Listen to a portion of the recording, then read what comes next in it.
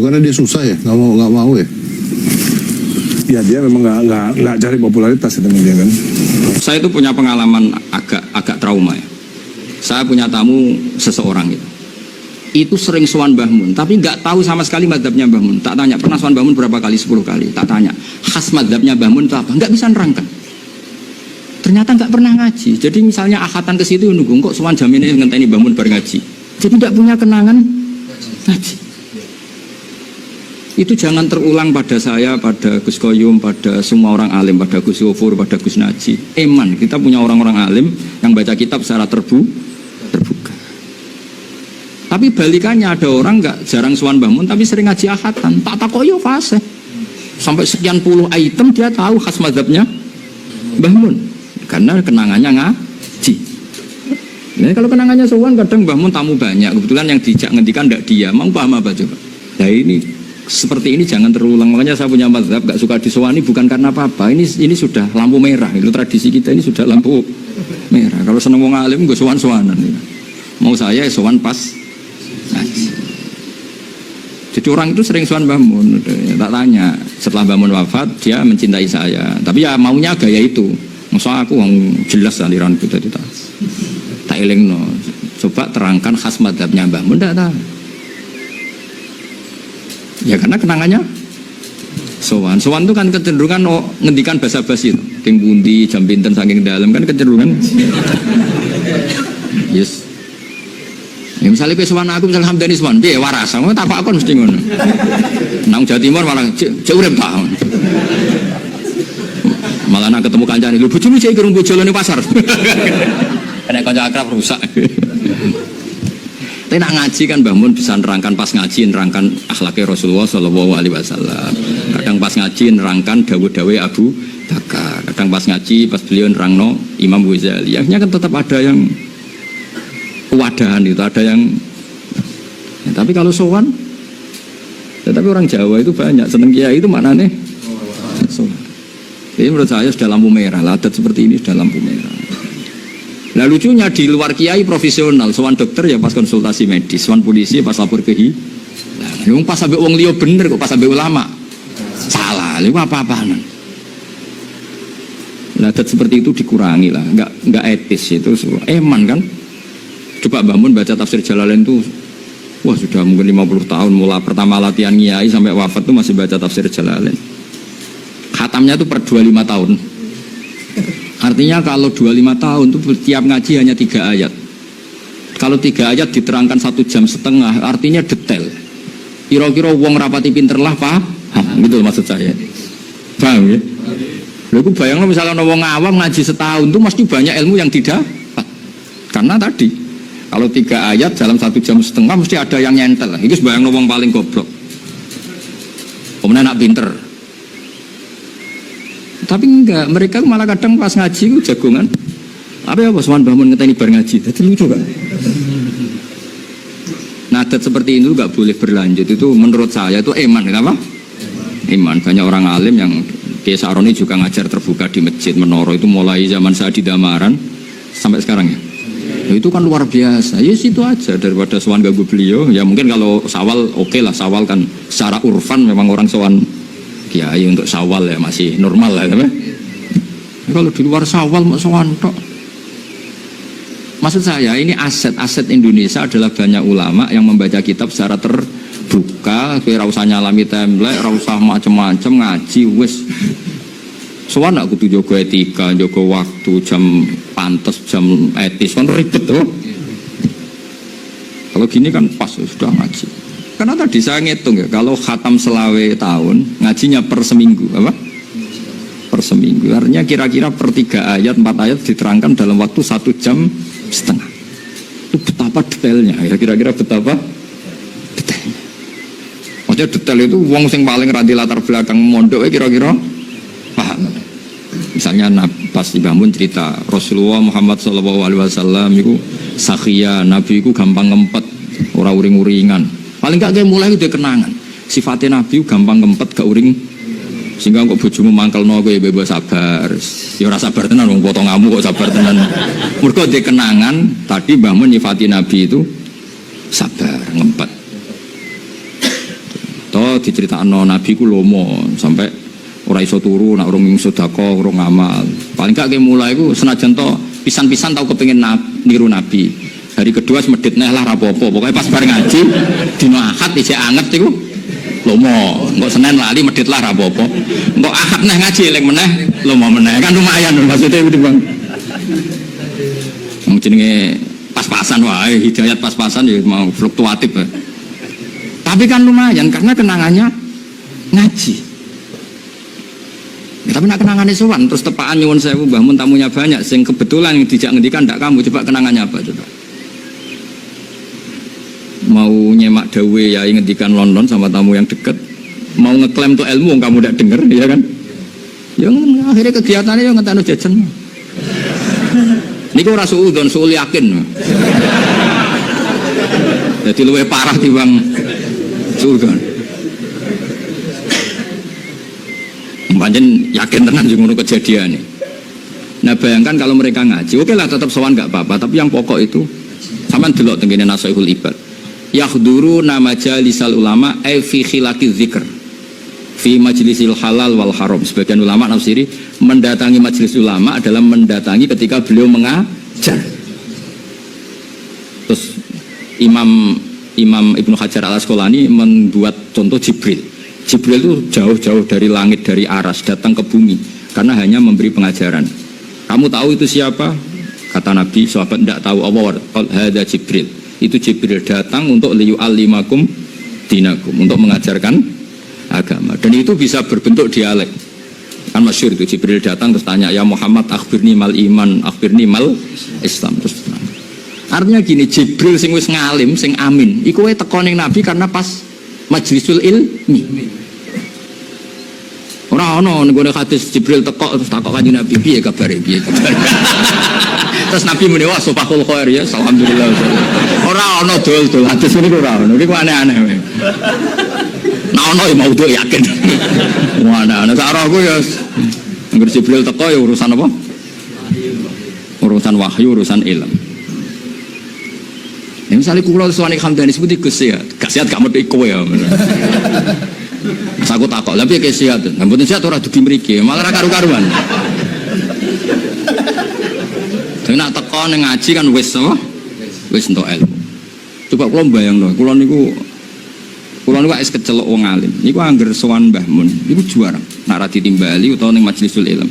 Biasanya kalau derek ngaji muludan utawi ngaji banyak lah, saya masih punya jam ngaji sama beliau. Termasuk nakriri kitabnya beliau Al-Ulama Al-Mujaddidin. Tiap ketemu saya mesti, "Piye hak kitabku?" Sebab waca terus tiap ketemu mesti ditanya itu. Beliau senang karena saya baca, saya takriri.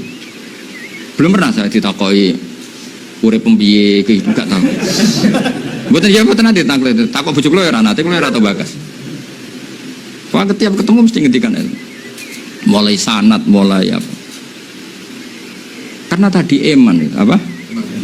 Jadi dulu yang namanya mendatangi ulama itu fi khilaqi dzikr. Wa makna dzikri huna majlisul halal wal haram, masyhur. Jadi orang dalam konteks ulama dzikir itu nyuwun sewu mboten wiridan, mboten di bab itu majlisul halal wal haram. Kecuali itu di ngendikakno tiyang tarekah, yani dzikir itu ya dzikir, istighosah lah. Jadi kalau ulama bilang dzikir itu majlisul halal wal haram karena dzikir itu maknanya ku Quran. Nah Quran ngendikan halal haram. Coba tak beri contoh. Wa hadza dzikrum mubarakun anzalna. Maknanya apa? Quran. Inna nahnu nazzalna dzikra. Maknanya apa? Quran. Nah, Quran itu paling banyak ngendikan halal haram sampai Allah duka ketika halal haram diomongkan orang yang tidak kredibel.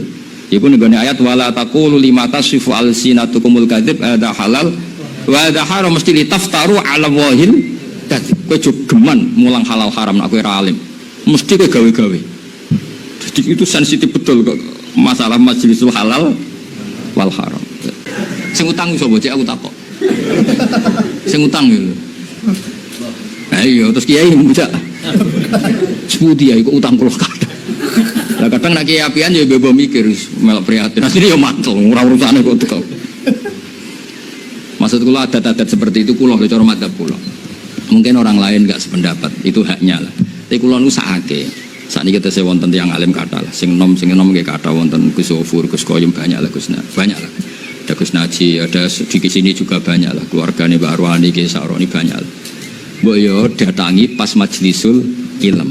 Meskipun kita kadang-kadang sowan. Saya sering punya tamu mulai polisi, mulai pejabat, ya mulai yang Islam sampai non-Muslim. Saya sering cerita bahwa hal-hal yang jadi fitrah manusia itu ya keinginan dasar manusia itu ya senang damai, senang bersaudara. Karena hal itu fitrah itu desain awal manusia itu suka damai. Jadi kalau untuk konflik itu butuh pemicu, tapi kalau untuk damai itu tidak butuh pemicu. Sehingga orang di mana-mana bisa rileks ya. Rileks di terminal, rileks di jalan, rileks di warung-warung kopi, rileks di kedai-kedai. Nah, konflik itu ya dimulai dari pemicu, entah rebutan pacar, entah rebutan harta, entah rebutan jabatan. Sehingga karena ada rebutan-rebutan itu terus ada pemicu. Nah, itu yang melahirkan konflik. Nah, harus dicamkan, ditanamkan bahwa kepentingan berbangsa ini di atas ya, di atas kepentingan kita, di atas nafsu kita, di atas keserakahan kita, sehingga kita mudah damai. Itu rumusnya kiai-kiai ya. Saat tentu di sini pakai solusi yang ala kiai ya, karena tentu mereka ingin mendengar versi kiai. Kalau versi polisi mungkin ya tegakkan hukum. Kalau versi bank atau JK ya, kalau nasabah nakal ya jangan dikasih kredit lagi. Kalau versi mertua ya, kalau mantu nakal ya dipulangkan, anaknya ditarik kembali. Jadi versi itu banyak ya. Kalau versi imigrasi ya mungkin dicabut paspornya gitu. Kalau versi kiai itu melihat dunia ini sederhana. Banyak orang-orang tasawuf, saya ini cerita tasawuf, cerita yang ringan-ringan aja. Orang tasawuf itu kalau makan itu satu piring ternyata kenyang gitu. Minum satu gelas ya sudah puas ya. Terus dia cerita, ngapain saya butuh uang banyak, uang satu piring ya sudah cukup gitu. Kalau tidur gitu ya tidur di satu kamar ya tidur, bangun ya sudah puas. Oh, artinya Anda punya kamar 100 ya tidurnya tetap di satu kamar. Jangan mentang-mentang punya kamar 100 dibagi 5 menitan itu. Karena eman kalau kamar yang lain nganggur gitu. Artinya kalau punya kamar 1 cukup, ngapain ingin punya kamar banyak. Jadi sebetulnya kalau kita punya rumah banyak itu nambah kebingungan, karena yang sana yang rumah siapa, yang sana siapa. Iya kalau dianggap prestasi, kalau dianggap tambah bingung karena mau tidur saja di rumah mana ya, di kamar mana ya. Kalau miskin kan enak, sudah itu aja, gak ada banyak pilihan. Artinya dengan cara seperti itu sebetulnya merajut kebangsaan itu lebih mudah, karena awal dari segala perpecahan, segala konflik itu mau menang sendiri. Sehingga dulu cerita-cerita orang sufi, kalau dengar itu tetangga kamu tidak cocok, partai sebelah tidak cocok, terus ormas sebelah tidak cocok, itu jawabannya lucu. Sebetulnya saya sebagai manusia kalau ada orang tidak cocok itu tersiksa, tapi bagus lah. Kalau tidak cocok itu tidak utang saya, tidak pinjam uang saya, tidak pinjam mobil saya. Sehingga jadi gampang gitu. Artinya jadi gampang itu ya orang yang baik sama kamu ya baik, karena Anda punya mitra, punya teman. Yang sedang nggak seneng kamu juga baik. Di mana-mana orang pinjam uang itu gara-gara seneng, gara-gara cocok. Jadi tidak cocok ya ada berkahnya sendiri. Jadi dengan cara pandang seperti itu hidup itu rileks gitu. Nah, itu kalau teman-teman yang utang itu pasti temennya itu. Ada musuh kamu utang kamu. Jadi musuh ya punya berkah sendiri. Gitu. Tapi jangan musuh yang sampai nikah, menembak itu nggak berperadaban. Gitu. Suatu saat Imam Syafi'i itu pernah didatangi orang itu, ketemu beliau cium tangan hormat. Setelah di luar ternyata orang itu mencaci maki. Cara Jawa ngerasani tadi kata Pak Wimbah, karena orang Solo itu ngerasani. Ketika Imam Syafi'i dilaporin orang itu di depan Anda menghormati, kalau di luar itu ngerasani itu, menghina, ngata-ngatain. Jawabnya Imam Syafi'i lucu. Alhamdulillah, berarti saya wibawa katanya. Di depan saya tidak berani. Dijawab enteng saja, tidak dijawab serius. Berarti saya wibawa. Di depan saya buktinya tidak berani. Nah, Islam itu ngajari itu semua. Ngajarin ketika kita disenengin orang banyak itu ya poin atau aset. Karena kita harus kerjasama atau sama-sama kerja dengan banyak pihak. Tapi kalau ada orang lain yang sedang tidak senang atau tidak cocok, itu juga ada berkahnya sendiri karena dia bisa mandiri. Itu kalau mantu-mantu itu tidak tukaran sama mertuanya, itu tidak mandiri-mandiri. Disuruh mertuanya semangan ramangan kumpul, yuk tambah suwe tambah goblok itu, tambah lama tambah goblok itu. Baru gara-gara terlalu cocok kan. Kalau agak-agak tukaran, agak-agak konflik itu malah cepat mandiri. Sehingga merajut kebangsaan itu ya harus dipikir secara luas. Ada teman-teman yang mungkin nggak mau pulang kampung, maunya tetap di Belanda, di Amerika. Tapi ternyata niatnya memfasilitasi kalau ada mahasiswa yang ke sana, ada yang dijujuk gitu. Ada yang dijujuk sehingga bangsa ini bisa menimba ilmu di berbagai negara. Termasuk dulu di Mekah itu ada namanya Syekh Mukhtar. Itu semua dulu nggak ada hotel, semua orang haji pasti numpang dalamnya atau rumahnya Syekh Mukhtar. Beliau nggak pulang karena jagani semua yang haji di Indonesia biar gampang. Artinya jangan kira teman-teman yang sedang di Mekah atau di Medina atau di Eropa atau di Amerika terus anti kebangsaan, enggak juga. Ternyata mereka bisa memfasilitasi kita saat kita di sana. Wawasan kebangsaannya juga hanya menjadi fasilitator atau menjadi mediasi atau jadi sarana kalau ada teman-teman ke sana. Begitu juga para wali. Ini cerita, mungkin cerita yang enggak ada di OJK, cerita wali Pak Wimbo. Wali itu kalau disuruh mikir kredit, disuruh mikir cara bantu orang miskin itu ya enggak pati bakat gitu. Tapi komunikasinya langsung sama yang punya. Jadi alam raya ini dengan segala variannya itu milik Allah Subhanahu wa taala. Jadi kalau Anda ingin merubah lakonnya wayang, itu tidak usah ngerayu Gatot-Kaca disuruh jadi Semar atau disuruh jadi Bagong, itu susah, mereka nggak mau. Pasti mempertahankan karakter masing-masing. Itu ngerayu dalangnya saja, ini lakonnya diganti gitu. Nah wali itu gitu, kalau merubah Indonesia itu ya komunikasinya sama Allah. Karena yang mengendalikan alam raya ini Allah Subhanahu wa taala. Kita tidak bisa mengendalikan pikiran orang.